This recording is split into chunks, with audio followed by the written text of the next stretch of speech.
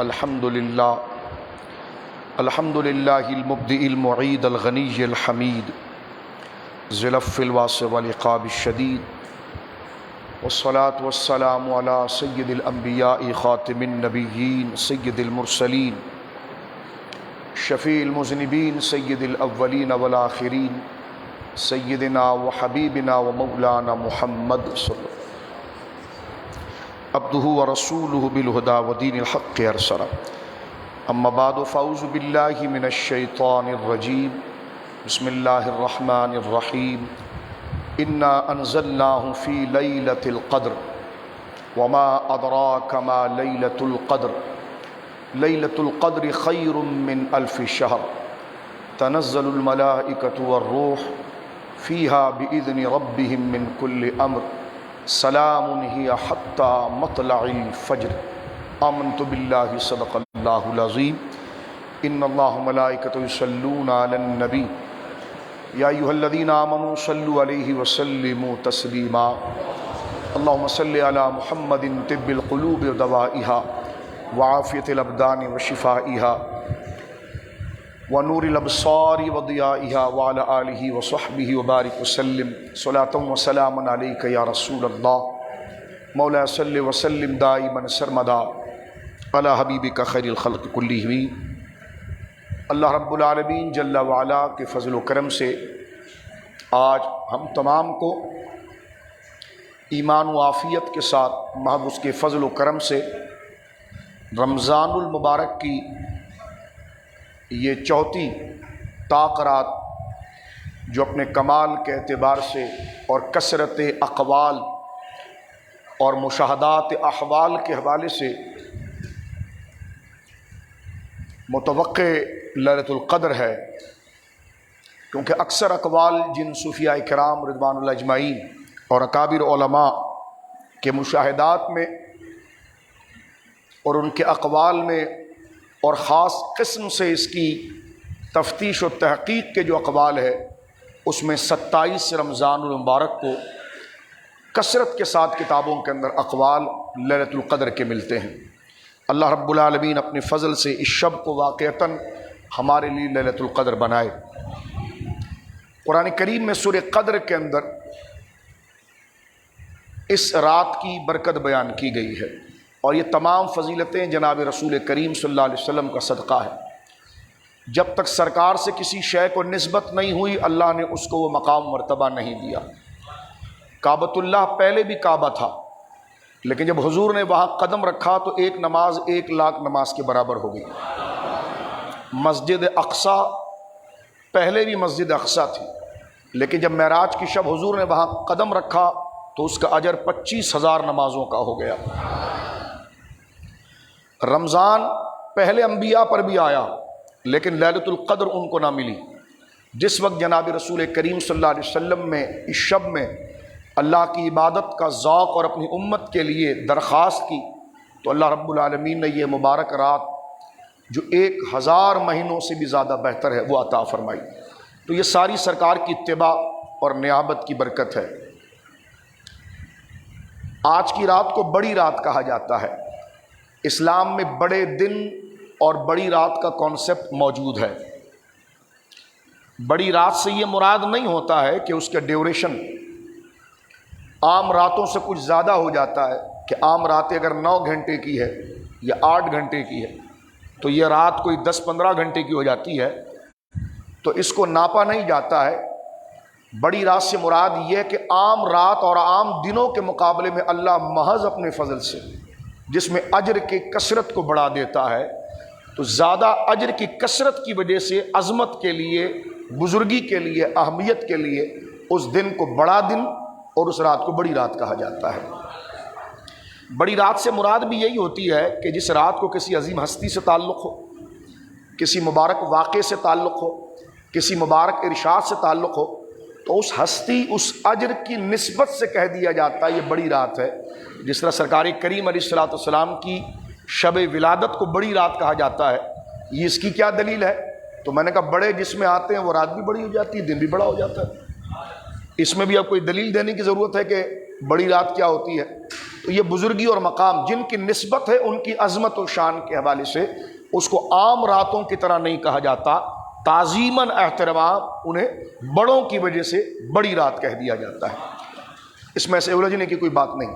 آگے چلتے ہیں مختصراً، میں چند باتیں چند منٹوں میں سمٹوں گا۔ سورہ قدر میں اللہ نے ارشاد فرمایا انا انزلناہ فی لیلۃ القدر، انا بے شک ہم نے انزلناہ نازل کیا ہے اس قرآن کو فی لیلۃ القدر، قدر کی رات میں۔ یہاں پر اللہ نے فرمایا انزلناہ، انزلناہ یہ باب فعال سے انزال بنتا ہے، ایک ہوتا ہے انزال ایک ہوتا ہے تنزیل، دونوں لفظ قرآن میں قرآن مجید کے لیے آئے ہیں۔ جیسا سورہ قدر میں آیا انا انزلناہ، یہ باب فعال سے انزل ینزل انزال، وہاں نحن نزلنا الذکر، نزلنا تو وہاں پر وہ تنزیل اس کا مصدر ہے، تو انزال اور تنزیل میں تھوڑا سے فرق ہے۔ تنزیل کہتے ہیں تھوڑے تھوڑے کو اتارنا، اور انزال کہتے ہیں ایک ساتھ پورا اتر جانا۔ تو یہ جو کہا گیا انا انزلناہ فی لیلۃ القدر، اس سے مراد یہ ہے کہ قرآن اللہ کی جانب سے آسمان اول کی طرف اس رات کو ایک ساتھ اتر گیا، اور وہاں سے 23 سال میں سرکار کریم علیہ الصلوۃ والسلام کو جیسے حالات اور معاملات درپیش تھے اس کی اصلاح اور ہدایت کے لیے نظمن تھوڑا تھوڑا کر کے گریجولی جو اترا ہے، اس اترنے کو جو تھوڑا تھوڑا وقت کے اعتبار اس کو تنزیل کہتے ہیں، اور ایک ساتھ اترنے کو انزال کہتے ہیں، یہ یاد رکھیں۔ آگے فرمایا کہ ہم نے ایک ساتھ اس قرآن کو اتار دیا تھا قدر والی رات میں۔ لیل عربی زبان میں رات کو کہتے ہیں، قدر کے کئی معنی آتے ہیں۔ قدر کا معنی اندازہ لگانے کے بھی آتے ہیں، قدر کا معنی تعظیم کے بھی آتے ہیں، اور قدر کا معنی تنگ اور بالکل مختصر ہو جانے کے بھی آتے ہیں۔ اگر اس کا معنی قدر کا معنی اندازے کے لیے، تو اس سے مراد یہ کہ تقدیروں والی رات، جس دن آج وہ رات ہے شب برات میں جو گزری 15 شعبان، اس میں اللہ رب العالمین اپنے بندوں کے حوالے سے تقدیر لکھ دیتا ہے، پھر اس میں ترمیم کرنی ہے بندوں کی دعا سے، جس کو اللہ رب العالمین نے معلق رکھا ہے، مبرم نہیں رکھا کہ جو دعا سے ٹل جائے گی، اگر میرا بندہ فلاں خیر کا کام کرے گا تو اس کو بدل دیں گے۔ یہ نحوست اس کے سر پر ہے، یہ عذاب اس کے سر پر ہے، لیکن اگر اپنے رشتہ داروں سے دشمنی ختم کر لیتا ہے تو پھر عذاب ہٹا دیں گے۔ اپنے رشتہ دار، اپنے عزیز و اقارب، غریبوں کی امداد، دعا کرتا ہے تو اس سے ہمیں بیماری ہٹائیں گے۔ تو یہ 15 شعبان سے لے کر آج تک کا ایک ڈیوریشن رب کی طرف سے دیا جاتا ہے جس میں ترمیم کی جائے، اور آج کی رات فرشتوں کے حوالے کر دیا جاتا ہے، پھر اس میں ترمیم نہیں ہوتی، پھر پورے سال جو آج رات دے دیا جاتا ہے پورے سال یہی اپلیکیبل ہو جاتا ہے، اسی کا اطلاق ہے۔ تو اس اعتبار سے انا انزلناہ فی لیلۃ القدر، ہم نے تقدیروں والی رات میں اس کو اتارا۔ ایک جملہ عرض کرتا ہوں، تقدیر کا کیا معنی ہے؟ قدر کا معنی ہے اندازہ لگانا۔ ہم کسی چیز کو اپنے علم، اپنے تجربے سے فوراً فیوچر کی چیز پر اندازہ لگاتے ہیں، کیونکہ ہم نے پڑھا ہوا ہوتا ہے اس کے بارے میں، ایسا ایسا کریں گے تو یہ نتیجہ نکل آئے گا، اس کو کہتے ہیں قدر۔ لیکن اللہ کا علم اندازے کا نہیں ہے، وہ ازلی علم ہے۔ اللہ کسی بات کا اندازہ نہیں فرماتا، جو ہونے والا ہے اس کے علم میں پہلے سے ہوتا ہے۔ تو یہ جس بندے نے پیدا ہونا ہے، جو جو کرنا ہے، جو جو حرکت اس سے ہونی ہے، سب اللہ رب العالمین اس کو پیدا کرنے سے پہلے سے جانتا تھا۔ اب جب پیدا کیا ہے تو اس کا پورا نصاب لکھ کر حوالے کر دیا۔ یہاں ایک سوال ہوتا ہے کہ کیا اللہ نے جو لکھ دیا ہے، پھر تو ہم اگر غلط کام کر رہے ہیں یا مجبوری یا کوئی غلط کام ہو رہا ہے، یہ تو ہماری تقدیر میں لکھ دیا گیا تھا؟ ایسا نہیں، جو ہم نے کرنا تھا وہ لکھ دیا گیا ہے۔ یہ نہیں کہ جو لکھا ہے وہ کرنا ہے، اس کو ذرا سمجھ لیں۔ یہ نہیں ہے کہ جو لکھ دیا اللہ نے ہم نے وہ کرنا ہے، بلکہ جو ہم نے کرنا تھا اللہ نے وہ لکھ دیا ہے۔ تو لہٰذا تقدیر کا معنی یہی ہے، اور اس میں انسان کو آپشن دے دیا جاتا ہے کہ یہ خیر کے کام کرے گا تو اس کے لیے اجر۔ تو فرمایا یہ قدر والی رات ہے، اور انسان اپنے تجربے سے جو ہے وہ بڑے بڑے انجینئروں کو دیکھیں جو وہ برج بناتے ہیں، فلائی اوور بناتے ہیں، انڈر پاس بناتے ہیں، تو باقاعدہ وہ اپنی گارنٹی دیتے ہیں کہ 100 سال تک چلتا رہے گا، اس میں کوئی خرابی نہیں آئے گی۔ انجینئر دیتے ہیں، وہ اپنے تجربے سے دیتے ہیں۔ اب آپ ساری بات چھوڑیے، کوئی بھی الیکٹرانک کی چیز آپ لینے جاتے ہیں تو وہ 1 سال کی جناب آپ کو گارنٹی دیتا ہے، تو اس کا دماغ کوئی چلا گیا ہے کہ ایک خراب چیز لگائے گا اور وہ ہر کو صرف سال سے پہلے ہی بھگتتا رہے گا؟ نہیں، جو چیز اس میں سسٹم لگائی اس کو پورا یقین ہے اتنے والٹ پر بھی اپنے آپ کو سال تک سنبھال لے گا۔ یہ الگ بات ہے کہ کبھی کبھی فنکشن گڑبڑ کر جاتا ہے، وہ 100 میں سے 1 بھی نہیں، یا یوں سمجھے 1000 میں سے 1-2 ہوتے ہیں۔ تو جس طرح بندہ اپنی مصنوع اور اپنی بنائی ہوئی چیز کو بنانے کے ساتھ اس کی میعاد کو جان لیتا ہے، تو اللہ نے جب بندے کو یہ صلاحیت دی ہے تو اللہ رب العالمین کا یہ علم ازلی ہے کہ جس کو میں نے بنایا ہے یہ کب تک زندہ رہے گا اور اس کی سرشت میں کیا ہے اور اس نے کیا کیا کرنا ہے، یہ گویا کہ تقدیر کا حصہ ہے۔ حضرت ابو ہریرہ کنوارے تھے اور انہوں نے نبی کریم علیہ السلام سے، یہ بہت ہیبت والی بات میں کرنے جا رہا ہوں، انہوں نے کہا یا رسول اللہ میرے پاس اتنا پیسہ تو نہیں ہے کہ میں شادی کروں، تو کیا میں اپنے آپ کو شادی کے قابل نہ رکھوں، ایسی کوئی حرکت میں اپنے ساتھ کر دوں؟ سرکار کریم نے سر اٹھا کر فرمایا کہ تو وہ حرکت کر یا نہ کر، تیرے بارے میں اللہ کا قلم لکھ کر خشک ہو گیا ہے۔ تو اللہ ہمارے حال پر رحم فرمائے۔ آج کے دن یہ حدیث پاک ہم تمام کے رونگٹے کھڑی کرتی ہے، یعنی تو ایسا کر یا نہ کر، خدا نے تیرے بارے میں فیصلہ کر دیا ہے۔ انہوں نے کہا یا رسول اللہ میں کنوارا ہوں، مجھے شادی کی حاجت ہے لیکن میرے پاس وسائل نہیں ہے کہ میں شادی کر سکوں، تو مجھے اجازت دیجئے کہ میں اپنے ساتھ کوئی ایسا کام کر دوں کہ جس سے میری خواہش ہی ختم ہو جائے۔ تو سرکار نے فرمایا تو یہ کام کر یا نہ کر، تیرے بارے میں خدا کا قلم لکھ کر خاموش ہو گیا ہے۔ تو یہ وہ جگہ ہے جہاں پر بندے کو اللہ کی خفیہ تدبیر سے ڈرنا چاہیے۔ اس لیے فرمایا کہ بندہ نیک ہوتا ہے، پارسا ہوتا ہے، لیکن مرتا ہے تو کافر ہو جاتا ہے معاذ اللہ۔ اور ایک یہ کہ بندہ کفر و فجور میں، گناہوں میں مبتلا ہوتا ہے اور اچانک اس پر ایک ٹائم ایسا آتا ہے کہ وہ جو ہے نیک ہو جاتا ہے۔ تو یہ تمام چیزیں، یہ سپارے بیٹا رہنے دو، ابھی سپارے رہنے دو، درس کے بعد بانٹنا، ٹھیک ہے، تھوڑا سا رہنے دو۔ تو یہ بات ذرا سمجھنے کی ہے اور میں اس پر گفتگو کو اپنی سمیٹ دوں گا تقدیر کے حوالے سے۔ سرکار کریم نے فرمایا ایک بندہ پوری زندگی نیکی کے کام کرتا ہے اور اچانک وہ اپنے آخری وقت میں بگڑ جاتا ہے الیاذ باللہ۔ اس لیے دعا ہے ربنا لا تزغ قلوبنا بعد اذ ہدیتنا، یہ قرآن مجید میں نیک لوگوں کی دعائیں انبیاء کی، ربنا لا تزغ قلوبنا، یا اللہ ہمارے دلوں کو پھر موڑ نہ دینا، ٹیڑھا نہ کر دینا، بعد اذ ہدیتنا، جب کہ تو نے ہمیں ہدایت دے دی ہے۔ نبی پاک صلی اللہ علیہ وسلم اللہ کے حضور یہ دعا کرتے تھے یا مقلب القلوب، اے دلوں کو پلٹ دینے والے، ثبت قلوبنا علی دینک، میرے دل کو ہمیشہ اپنے جانب رکھنا، کیونکہ دل ارادوں سے بدلتا رہتا ہے، آج تولا آل ماشا، ابھی نیک ابھی بد، ابھی بد ابھی نیک۔ تو یہی سرکار نے فرمایا ابو ہریرہ تو اپنے آپ کو خصی کرے یا نہ کرے، تیرے بارے میں خدا کا قلم لکھ کر خشک ہو چکا ہے۔ مسلمانوں کو اس تدبیر سے ڈرنا چاہیے جو خفیہ تدبیر ہے کہ اللہ رب العالمین جل وعلا نے ہمارے لیے کیا فیصلہ کیا ہے۔ لیکن بندہ اگر ڈرے اور اللہ کے حضور واقعتاً ڈرے، میرے دوستو بزرگوں، جیسے ڈرنے کا حق ہے، اور وہ اپنے رشتہ دار، اعز و اقارب جو اللہ کے احکام، فرائض، نماز، عبادات اس کو بروئے کار لائے، تو رب سے امید ہے کہ اللہ رب العالمین اس تقدیر کو بدل کے، کیونکہ اللہ فرماتا ہے میں اپنے بندے کے ارادے کے مطابق کرتا ہوں، اگر وہ میرے بارے میں ارادہ رکھے کہ میں اس کو رگڑ دوں گا تو میں اس کو رگڑ دوں گا، اور یہ سمجھے کہ میں اس کو چھوڑ دوں گا تو میں اس کو چھوڑ دوں گا۔ لیکن یہ جملے سے یہ نہ سمجھ لینا کہ بندہ حرام کام کر رہا ہو اور بولے کہ یار میں تو رب کے بارے میں میری بھلائی کا ارادہ ہے، یہ نہیں ہو سکتا۔ بندہ خیر کے سارے کام کرے لیکن اپنی نیکی پر خوش نہ ہو، بلکہ اللہ سے ڈرے کہ پتہ نہیں یہ میری نیکی قبول ہوگی کہ نہیں ہوگی۔ تو نیکی کے اندر اپنے آپ کو جس وقت میں اور آپ پارسا سمجھتے ہیں نا، بس اسی وقت گناہ شروع ہو جاتا ہے۔ عبادت کے 3 طریقے ہیں، یعنی ایک تو اخلاص ہے، اخلاص کا معنی ہے صبغۃ اللہ، اللہ کا رنگ، ومن احسن من اللہ صبغہ، اللہ سے پیارا رنگ کس کا ہوگا؟ اس سے مراد یہ کہ اللہ کے لیے اخلاص کے ساتھ عبادت کرنا۔ اخلاص کے ساتھ سے مراد یہ کہ ایسی عبادت کرنا کہ ہماری نیت کسی اور کی طرف نہ جائے۔ اخلاص کا معنی ہے توحید، اخلاص کا معنی ہے انما الاعمال بالنیات، انٹینشن کہ یہ کام ہم کر رہے ہیں، حاجی صاحب بننے کے لیے کر رہے ہیں، علامہ صاحب بننے کے لیے کر رہے ہیں، خطیب اعظم بننے کے لیے کر رہے ہیں، بہت بڑے سخی بننے کے لیے کر رہے ہیں، یہ اللہ کے لیے کر رہے ہیں۔ پہلے میں اور آپ یہ بات طے کر رہے ہیں۔ لوگ میری تقریر پر واہ واہ کرے، ہاتھ چومیں، اس لیے کر رہے ہیں یہ خدا سے ڈر کر اور دین کے لیے کر رہے ہیں۔ غریبوں کی خدمت کر رہے ہیں اس لیے کہ لوگ ہمیں حاجی صاحب، سیٹھ صاحب کہیں، اس لیے کر رہے ہیں، یہ اللہ کے لیے کر رہے ہیں۔ یہ بار بار مجھے اور آپ کو اپنے ذہن میں ریوائیو کرنا پڑے گا، کیونکہ اخلاص ہے کہ بندہ اپنے آپ کو کھینچ کر لائے اس طرف کہ جو میں کر رہا ہوں اللہ کے لیے کر رہا ہوں۔ ہمارے بزرگوں نے ایک نسخہ لکھا ہے، انسان کب تک کنٹرول کرے گا؟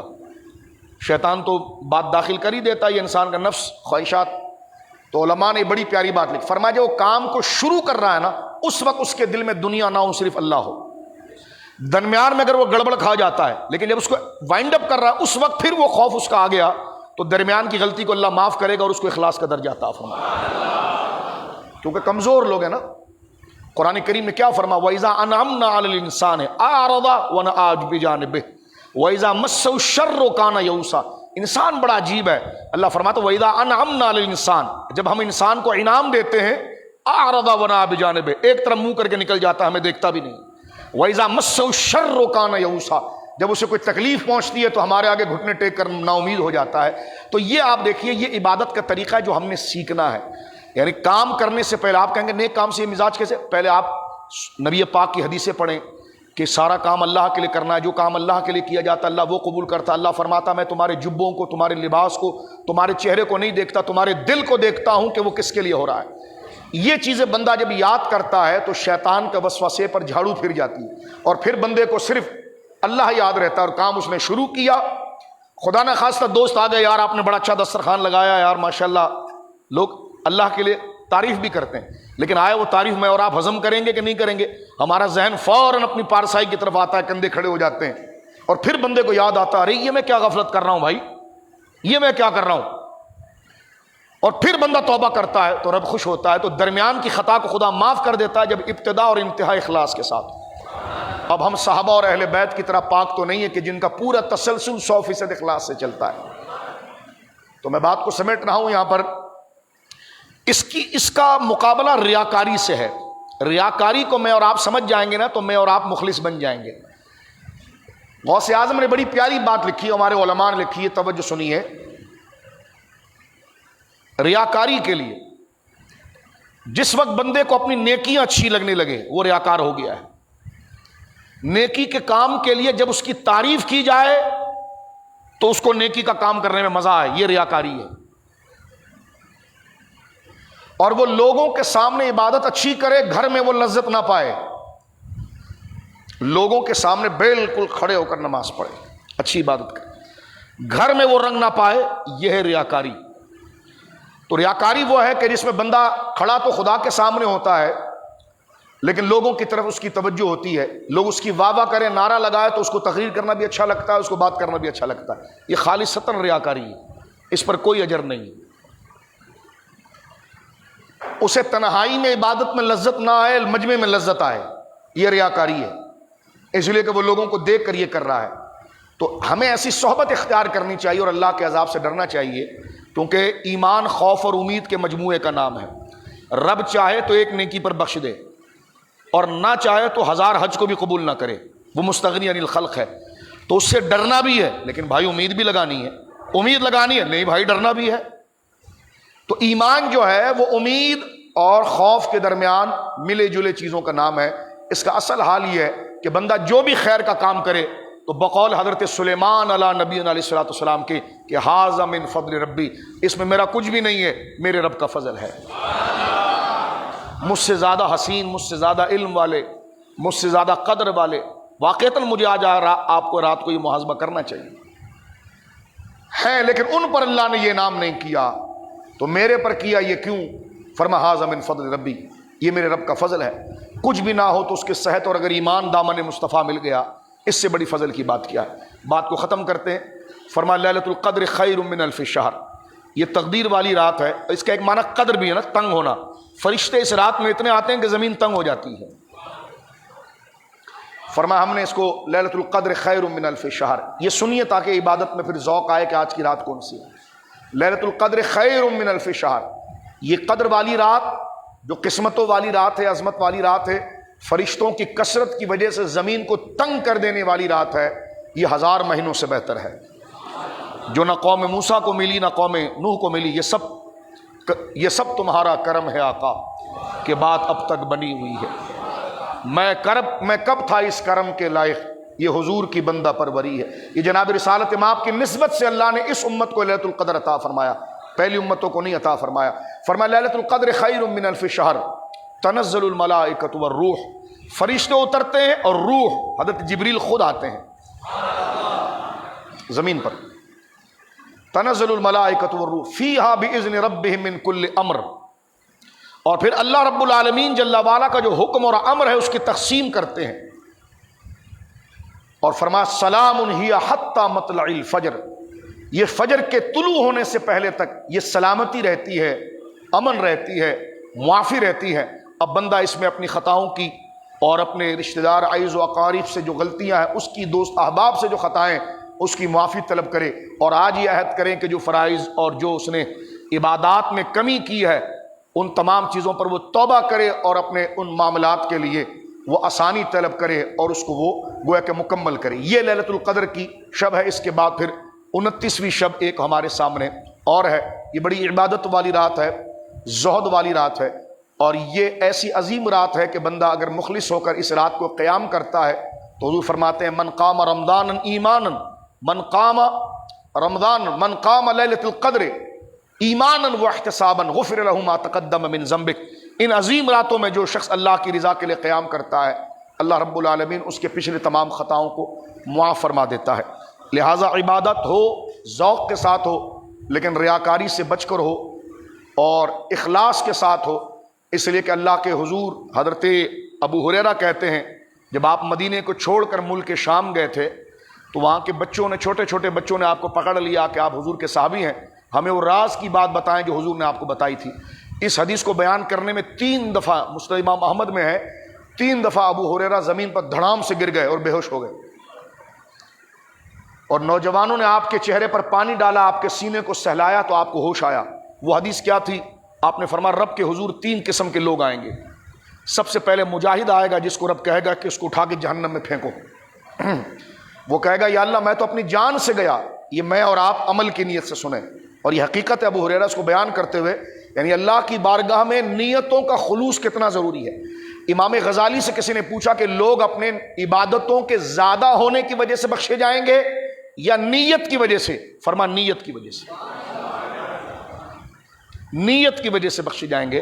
اور معراج کی رات جب نبی پاک گئے تھے نا تو اللہ رب العالمین نے یہ تحفہ ہمارے نبی پاک کو دیا تھا کہ حبیب تیری امت کے لیے تحفہ ہے کہ اگر وہ گناہ کو سوچیں تو ہم نہیں لکھیں گے، گناہ کر لے تو 1 لکھیں گے، توبہ کر لے تو معاف کر دیں گے، اور فرمایا نیکی کو سوچے تو نیکی لکھ دیں گے،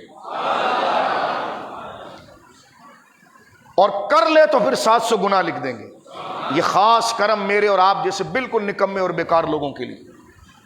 یہ سرکار کریم علیہ الصلوۃ والسلام کی نسبت کے حوالے سے اللہ رب العالمین نے کہ کل قیامت کے دن میرے حبیب کو شرمندگی نہ ہو کہ اس کی امت جو ہے وہ اس قدر گناہگار اٹھے. تو آج کی رات درود پاک پڑھنے کی رات ہے، استغفار کی رات ہے. ماں باپ اگر ہیں تو ان کی خدمت میں بیٹھ کر ان کے قدم کو چوم کر دعا کرنے کی رات ہے.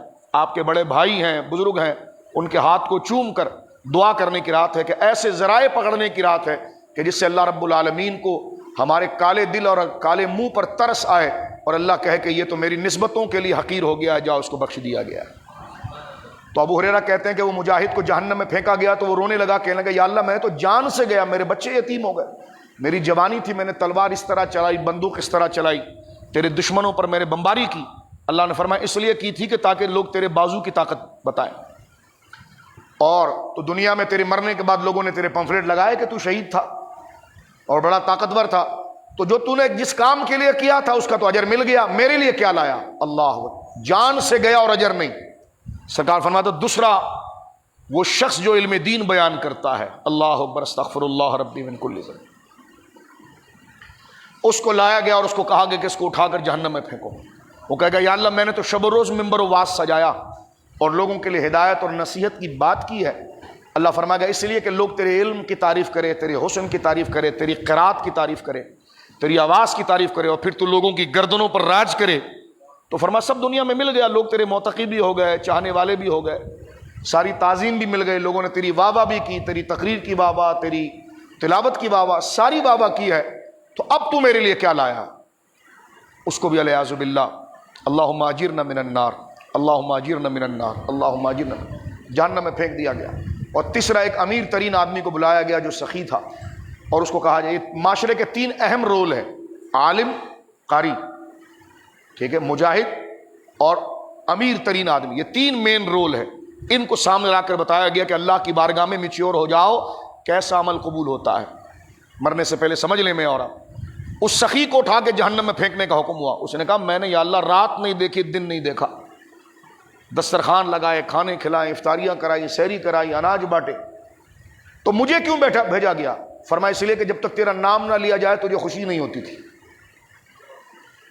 اور لوگ فرضی معنی جو اس کا مفہوم کیا گیا، لوگ تیرے گھر کے دروازے پر کھڑے ہوں، چار لوگوں کے درمیان تیری واہ واہ ہو کہ حضرت بڑے سخی ہیں اور حضرت بڑے عالم ہیں، حضرت بڑے مجاہد ہیں، تو تم تینوں کو وہ چیزیں مل گئی جو دنیا میں تھی، میرے لیے تم کچھ لے کر نہیں آئے۔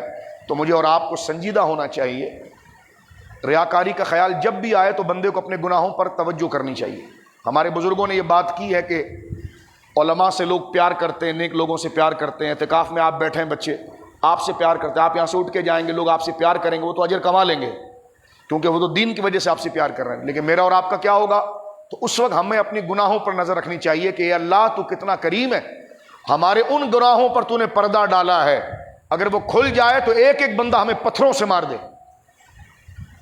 اور ہمارے منہ پر پتھر مارے کہ تم اتنے حقیر ہو، اتنے گندے کام کرتے ہو، لیکن یا اللہ تو نے اندھیرے کے گناہوں پر پردہ ڈالا، تو یہ وہ چیز ہے کہ ہم اپنی کھال میں دوبارہ آ جائیں گے اور پھر اللہ یاد رہے گا۔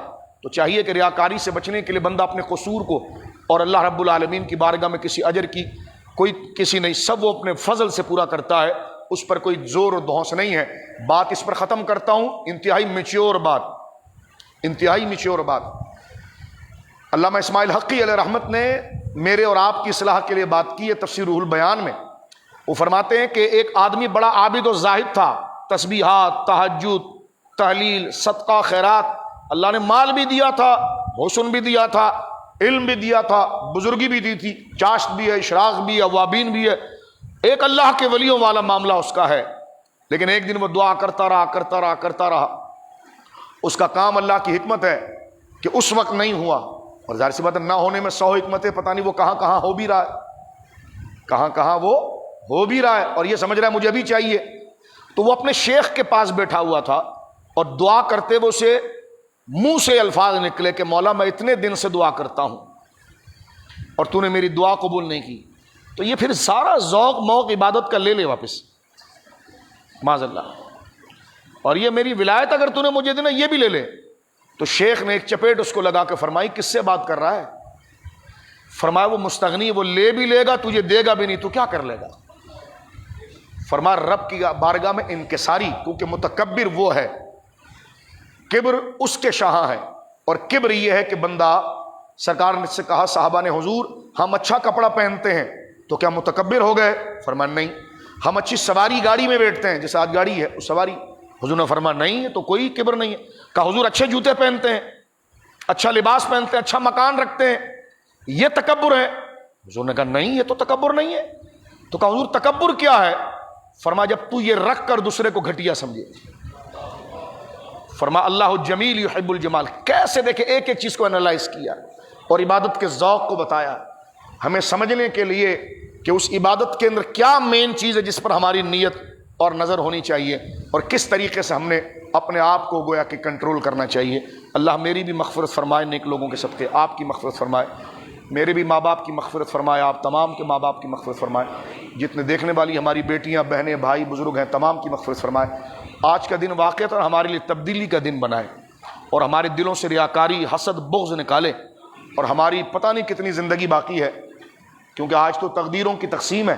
اللہ رب العالمین ہم تمام کے لیے عافیت مقدر فرمائے اور اپنے دین پر اللہ ثابت قدم رکھے۔ بیت المقدس کے لیے دعا فرمائے اللہ رب العالمین، فلسطین کے مسلمانوں پر، کشمیر کے مسلمانوں پر جو بربریت بھارت اور اسرائیل کے غنڈے وہاں کر رہے ہیں، اللہ رب العالمین آج کی شب میں فلسطین مسجد اقصیٰ میں جو یہ سلسلہ ہوا، اب یہ ویڈیو کب کی تھی یا کب کی نہیں تھی ہم اس سے سروکار نہیں ہیں۔ اللہ رب العالمین فلسطین کے مظلوم مسلمانوں کو اور کشمیر کے نہتے مسلمانوں کی مدد فرمائے، اللہ پاکستان کی حفاظت فرمائے۔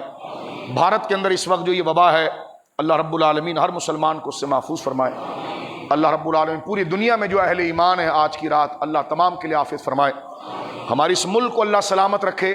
یہ ملک ایک بہت بڑی آزادی ہے، اس معنی کہ پیسہ جیب میں ہو یا نہ ہو، لیکن آزادی کا ایک جھونکا بہت بڑا انعام ہے۔ اللہ کیونکہ آج دیکھیں 27 رمضان بھی ہے، یہ پاکستان ملنے کا دن ہے، جن لوگوں نے پاکستان کی تعمیر میں جام شہادت دی، وہ افواج ہوں یا سویلن ہوں، اللہ ان کے درجات بلند فرمائے۔ آج انہی کے خون سے یہ چمن کھلا ہے۔ اللہ رب العالمین پاکستان کی نظریاتی جغرافی سرحدوں کی حفاظت فرمائے۔ 27 رمضان، ہم 14 اگست کو یاد رکھتے ہیں، 27 کو یاد نہیں رکھتے۔ یہ 27 رمضان مبارک آپ نے 2 رکعت نفل پڑھ کے پاکستان کی سلامتی کے لیے دعا کرنی ہے۔ پاکستان کی افواج اور عام سویلن کی شہادت جو ہے ان کے لیے آپ نے دعا کرنی ہے، عافیت کے۔ اللہ اس کے سبز ہلالی پرچم کو آج کی رات کی برکت سے ہمیشہ اپنی فضا کے اندر اللہ رب العالمین بلند رکھے۔ جس طرح اللہ نے پہلے 5 تن پاک اور 4 یار کے صدقے اس ملک سے وبا کو ختم کیا تھا، مولا اب بھی تیری بارگاہ میں دعا ہے ہمیں احتیاط کی بھی توفیق دے، اور تو قادر مطلق ہے، اس وبا کو دفع فرما دے۔ ہمارے بچوں کے اسکول کھل جائیں، ہمارے بچوں کے مدرسے کھل جائیں، گھروں سے ماں باپ کو صحت و شفا ملے، ہمارے بازار رزق حلال کے لیے کھل جائیں، ہماری گلیاں محبت اور اخوت کے لیے کھل جائیں۔ مولا کریم اللہ رب العالمین جل والا ہمارے ڈاکٹرز کو خاص طور پر بہت برکت عطا فرمائے۔ میں نے خود دیکھا ہے بڑی جاں فشانی کے ساتھ وہ کام کرتے ہیں، اور بالخصوص جو لوگ اس وقت برادری کے دیگر لوگوں کو میں دیکھتا ہوں، میں نے ظہر میں بھی کہا کہ ورلڈ میمن فیڈریشن کے پاس میں خود گیا، انہوں نے مجھے ویکسین لگائی، تو میں ان کے لیے بھی دعا کرتا ہوں جس طرح میں نے خلوص وہاں دیکھا انسانیت کی خدمت کا، واللہ تو آج کی رات ان کے لیے دعا نہ کرنا ایک بہت بڑی کنجوسی ہوگی۔ اللہ رب العالمین ان دوستوں کو جو بے لوث لوگوں کی صحت اور جان کی خدمت کرتے ہیں، بس کچھ نہیں، اور بھی بہت سارے ادارے ہیں، کیونکہ میرا تو واسطہ ان سے پڑ گیا تو میں بتا رہا ہوں، لیکن جو لوگ اس دور میں کرونا کے اندر راشن پہنچا رہے ہیں، دوائیاں پہنچا رہے ہیں، میرے گھر کے 2 مریض خود اس کے اندر موجود تھے، تو مجھے پتا چلا کہ اس میں اگر کوئی مریض ہو جائے تو ڈاکٹرز کی قدر کیا ہے، اور ڈاکٹرز کتنا تعاون کرتے ہیں ان کے ساتھ، پھر قدر آتی ہے ان اداروں کی، ان لوگوں کی جو ویکسینیشن اور لوگوں کے گھروں تک اس کو موٹیویٹ کرتے ہیں۔ اللہ تمام کو آج کی رات ہم یاد رکھتے ہیں، برکت عطا فرمائے، اور ان نیک لوگوں کے صدقے اللہ ہمیں بھی نیکی کے کام کرنے کی توفیق عطا فرمائے۔